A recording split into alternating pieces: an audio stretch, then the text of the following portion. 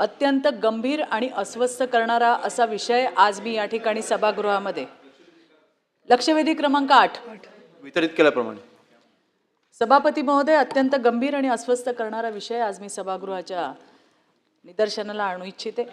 बदलापूर येथे आर्थिकदृष्ट्या दुर्बल अशा महिलांना पैशाचं आमिष दाखवून त्यांच्या गर्भाशयातील बीजांड काढून बेकायदेशीर विक्री झाल्याची प्रकरण जे आहे ते समोर आलेलं आहे, उघड झालेलं आहे। सभापती महोदय, हे केवळ गुन्हेगारी प्रकरण नाही तर गरीब महिलांच्या शरीराचे उघड व्यापारीकरण आहे। त्यांच्या गरिबीचा, त्यांच्या आरोग्यातील अज्ञानाचा गैरफायदा घेत त्यांच्या शरीराला बाजारातील वस्तू बनवलं गेलं, हे अत्यंत वेदनादायक आहे। सभापती महोदय, मी या ठिकाणी गेले होते, इथली माहिती घेतली की कुठल्या महिलांना या ठिकाणी वापरलं जातं, त्यांचा वापर केला जातो। ज्या महिलेला एकतरी अपत्य झालेलं असेल अशी महिला हेरून त्या ठिकाणी तिचा वापर केला जातो। तिचं बीज फर्टाईल झालं की तिला पैसे दिले जातात। त्यांचे जे काही सेट केलेले IVF सेंटर आहे ते काही महाराष्ट्रात आहेत, काही महाराष्ट्राच्या बाहेर आहेत, तेलंगणा असेल, कर्नाटक असेल किंवा इतर राज्यांमध्ये, त्या ठिकाणी नेऊन त्यांच्यावरती अशा पद्धतीने बीज काढण्याची प्रक्रिया केली जाते। त्यानंतर कुठलंही मेडिकल त्यांना कुठली सुविधा न देता त्यांना तसंच पाठवण्यात येतं। या गोष्टी समोर आल्यात। आता हा आहे विषय, पण हा प्रश्न एवढ्यावरच थांबत नाही सभापती महोदय।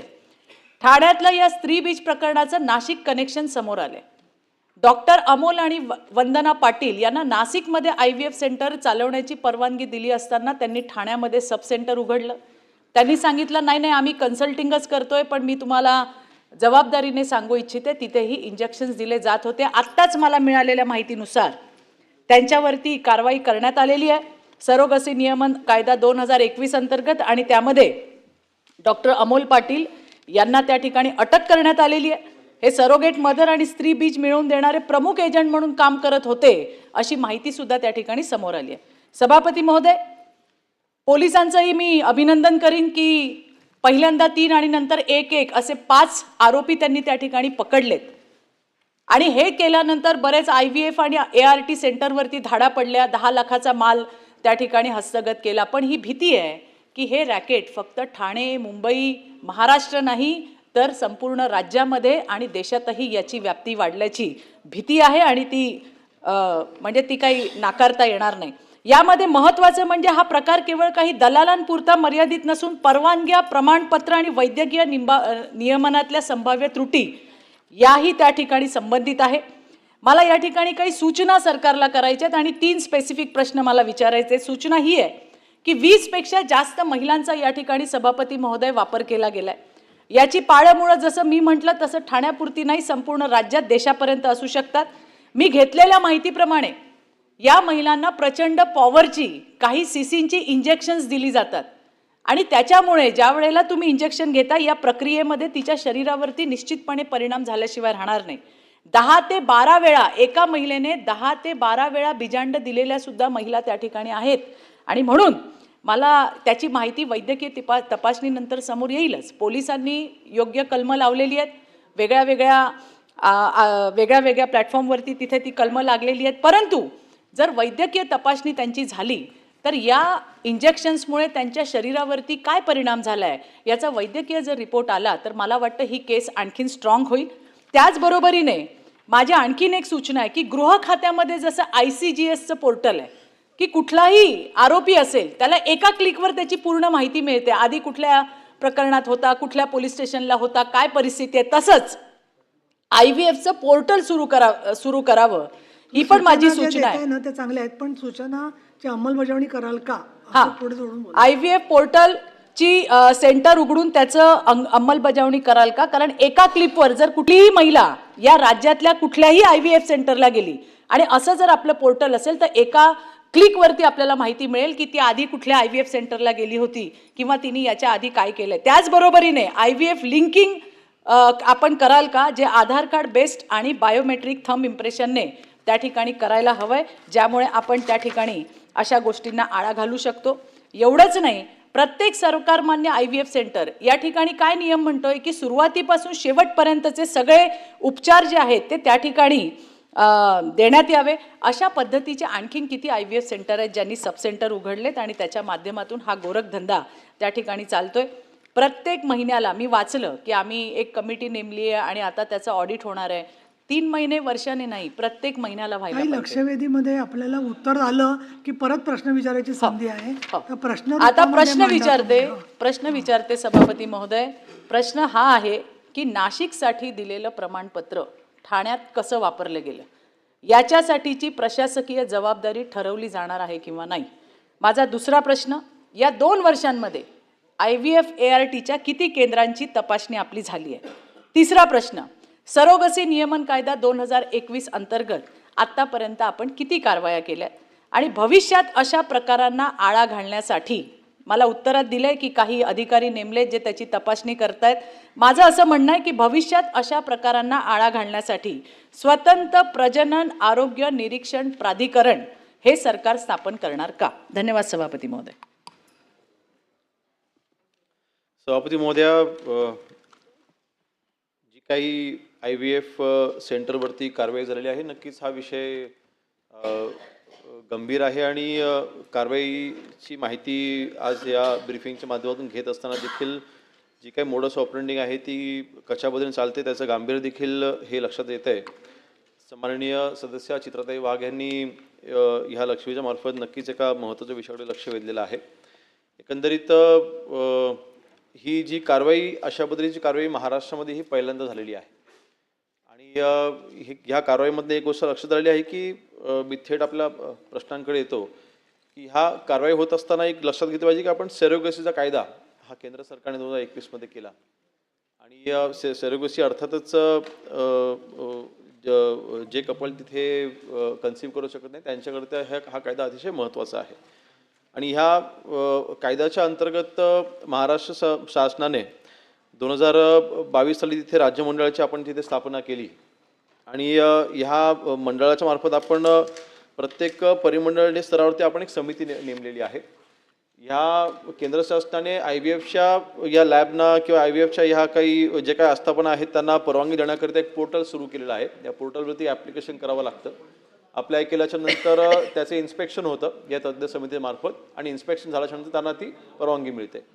एकंदरीत ह्या परवानगी दिल्याच्या नंतर त्याचा जर का कोणी दुरुपयोग करत असेल, जसं ह्या केसमध्ये आढळलेलं आहे की हा दुरुपयोग होऊ नये ह्याकरिता जे काही ॲक्शन घेणं आवश्यक आहे ते नक्कीच त्यासाठी आवश्यक पावलं आपण जे उचलत आहोतच. परंतु ह्या केसमध्ये एक गोष्ट लक्षात आली की जे काही ठाण्यामध्ये कारवाई झाली ते कुठलंही सब सेंटर नव्हतं, ते एका घरामध्ये छापा आपण केलेला आहे आणि तो पोलिसांच्या इंटेलिजन्सच्या मार्फत जी काही माहिती प्राप्त झाली होती त्या माहितीच्या आधारे तो छापा आपण टाकला होता.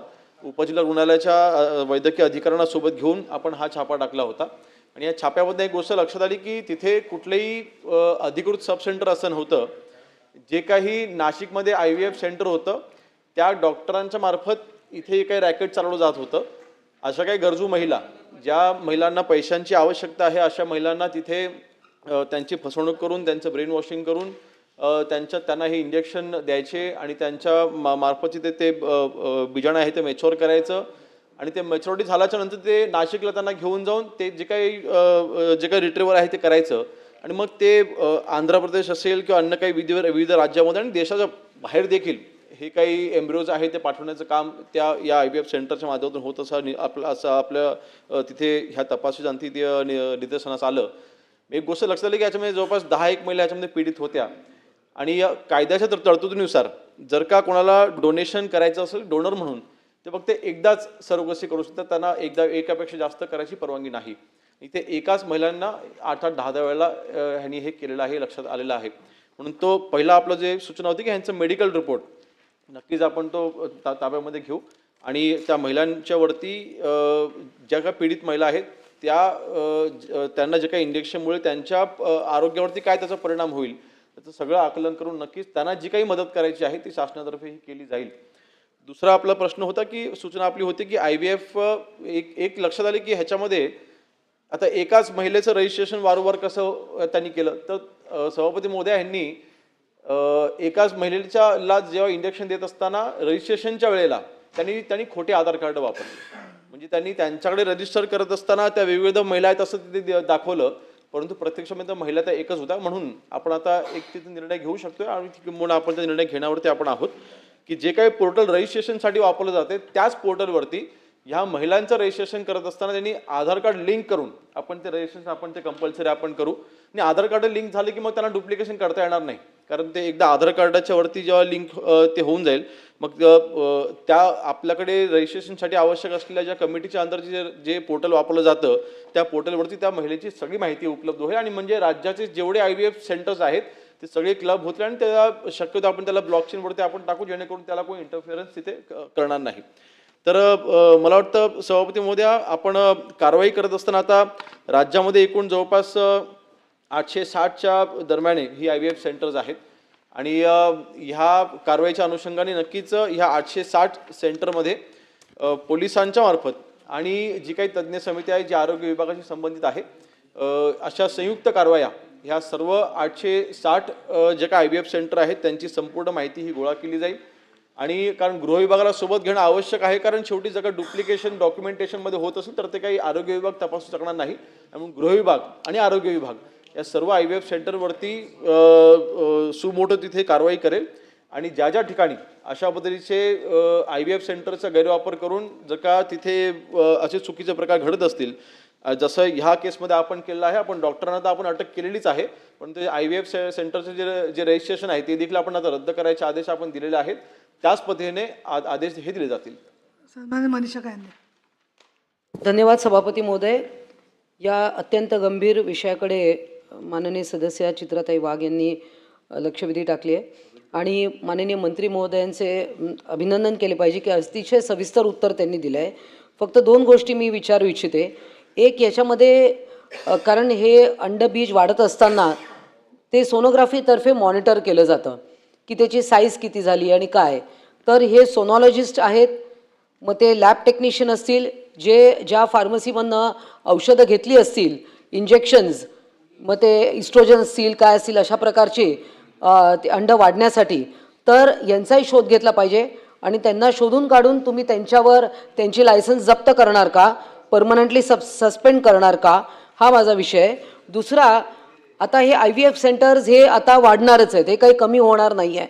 जसे पूर्वी आपण PCPNDT कायदा झाला तेव्हा भरारी पथकांची स्थापना झाली, तर अशा प्रकारचे आता ते भरारी पथक मी पुढच्या एका प्रश्नात विचारणार आहे. परंतु या कायद्यांना अनुसरून म्हणजे assisted reproductive technology regulation act 2021 या कायद्या अंतर्गत आपण भरारी पथक नेमणार का? धन्यवाद. ह्याच पर्टिक्युलर केसमध्ये ज्यांनी सोनोग्राफी केली होती ती अनधिकृतरित्या त्यांनी सोनोग्राफी केली होती, आपण त्यांच्यावरती ऑलरेडी कारवाई केलेली आहे. तर सोनोग्राफी सेंटरवरती तर आपण नक्कीच ते लक्ष ठेवून असतो आणि त्या बाबतीमध्ये आपलं विभाग हे काम करत असतं. दुसरा आपला विषय होता की औषध ह्यांनी कुठून घेतले, तर जिथे IVF सेंटर ह्यांचं रजिस्टर्ड होतं नाशिकला तिकडे त्यांच्याकडे ऑलरेडी औषधं उपलब्ध होतीच, त्यांनी फक्त त्याचा गैरवापर केला आणि आता ते रजिस्ट्रेशनच रद्द झालेलं असल्यामुळे तो प्रश्न तो उद्भवणार नाही. तिसरा आपला प्रश्न होता की तज्ज्ञ समिती नेमावी, जी सामान्य चित्रतांची देखील मागणी होती. तर एकंदरीत या IVF सेंटरना मान्यता देत असताना जी तज्ज्ञ समिती काम करते ती तज्ज्ञ समिती वेळोवेळी ह्या सगळ्या IVF सेंटरवरती रँडमली व्हिजिट देखील करत असते आणि त्यांच्या अंडर ह्या कारवाया होत असतात. परंतु मी मगाशी म्हटल्याप्रमाणे जर का ह्याच्यामध्ये एक मोडस ऑपरेटिंग काय लक्षात आलेली आहे की एकाच महिलेचा वारंवार वापर हे डुप्लिकेट डॉक्युमेंटेशनचा वापर करून होतोय, म्हणून गृह विभाग आणि आरोग्य विभाग असे एकत्रित ह्या सगळ्या व्हिजिट व्हाव्यात आणि त्या रँडम व्हिजिट व्हाव्यात अशा बद्दल सूचना ह्या आम्ही दिलेल्या आहेत. आणि ते म्हणून मला वाटतं तिथे वेगळ्याने समितीची आवश्यकता नाही, ह्या दोन्ही विभागाच्या मार्फत या संयुक्त कारवाया केल्या जातील. सन्माननीय चित्राताई बोला. सभापती महोदय, आत्ताच मंत्री महोदयांनी उत्तर दिलं, परंतु ही लोक गुन्हेगारी प्रवृत्तीची आहे. आधार कार्ड जे आहे ते आपण लिंक बेस्ड केलं तर उत्तमच आहे, परंतु याच्यामध्ये फेक आधार कार्ड ज्या पद्धतीने आपण बघतो बांगलादेशी घुसखोर बनवून येत आहेत त्या पद्धतीचं होण्याची शक्यता नाकारता येत नाही आणि त्यामुळे त्यासोबतच थंब इम्प्रेशन घेणं हे सुद्धा गरजेचं आहे असं मला वाटतंय.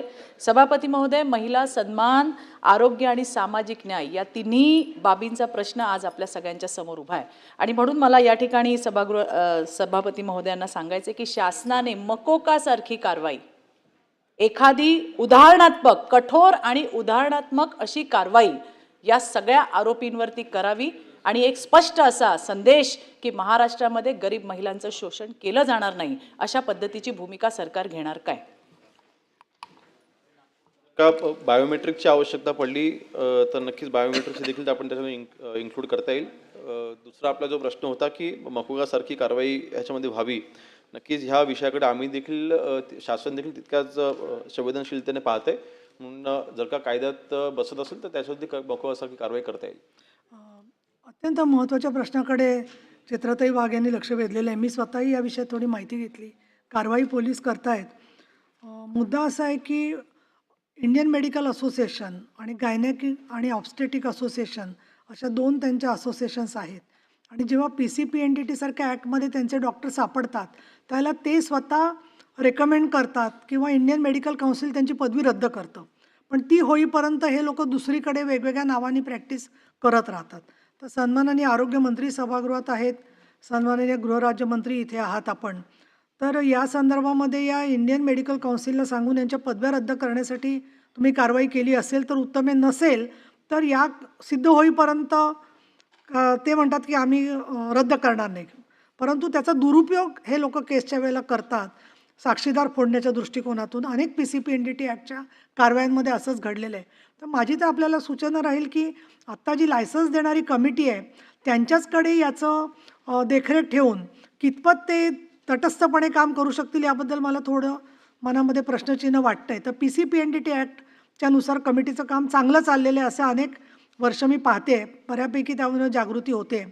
तर सरोगसी नियमन कायदा 2021 आणि सहाय्यक प्रजनन तंत्रज्ञान नियमन कायदा 21 याच्यावर जसं मेडिकल टर्मिनेशन प्रेग्नन्सी ॲक्टमध्ये दुरुस्त्या केल्यावर मोठा प्रश्न तयार झाला की सगळ्या पोलीस अधिकाऱ्यांना MTP ॲक्टच माहीत नव्हता अनेक